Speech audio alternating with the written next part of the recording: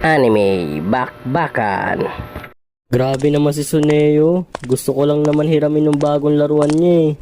Ang damot niya talaga. Ha? Ano kaya yung bagay na yun? Isa yata yung bato galing sa kalawakan.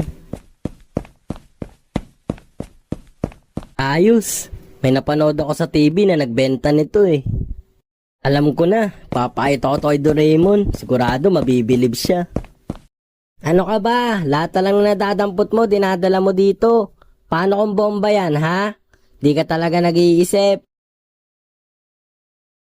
Pero dahil mapilit ka, sige na nga.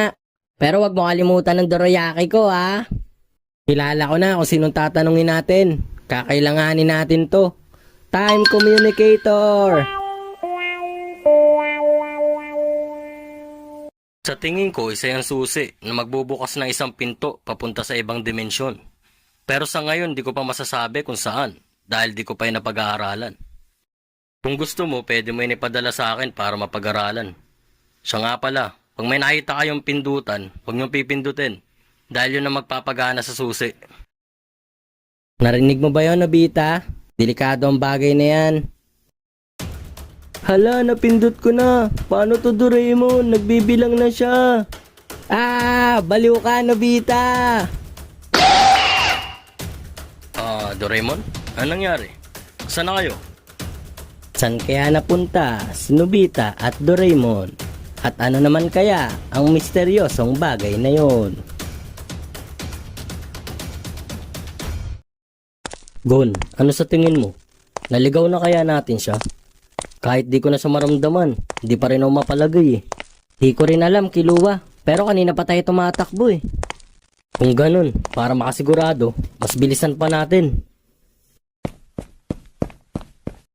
Ha? Ano kaya yung bagay na yun? Oo nga, Kiluwa, napansin ko rin. Tara, lapitan natin. Ang weird naman na itsura ng batong yan. Saka paano yan napunta dito? Sa tingin ko, bumagsak to galing sa langit, Kiluwa. Kung ganun, isa yung bulalakaw. Kiluwa, gumamit ka ng Diyos sa mata mo. Astig, punong-puno ng aura ang batong yan, Gon.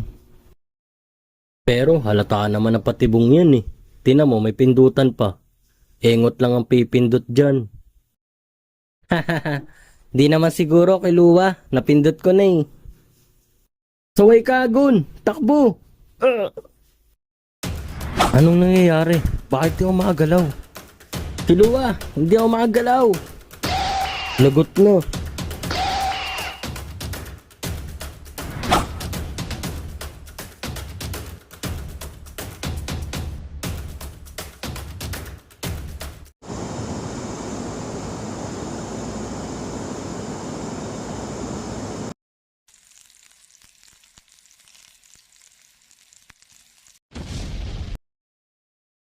Ha?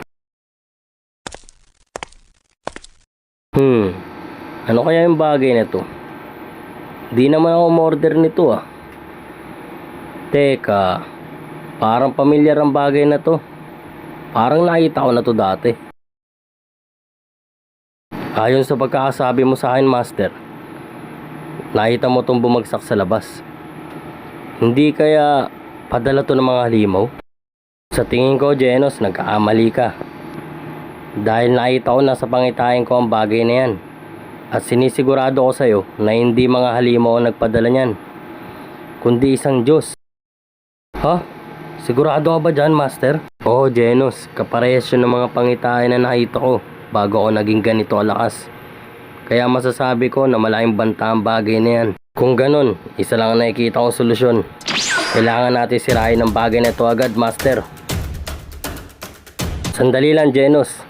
Sa tingin ko, ang solusyon dyan ay wag mo na lang pipindutin ng pindutan yan na nakalagay sa gilid. Ay, oo nga pala, nakalimutan kong sabihin sa iyo yung bagay na yun.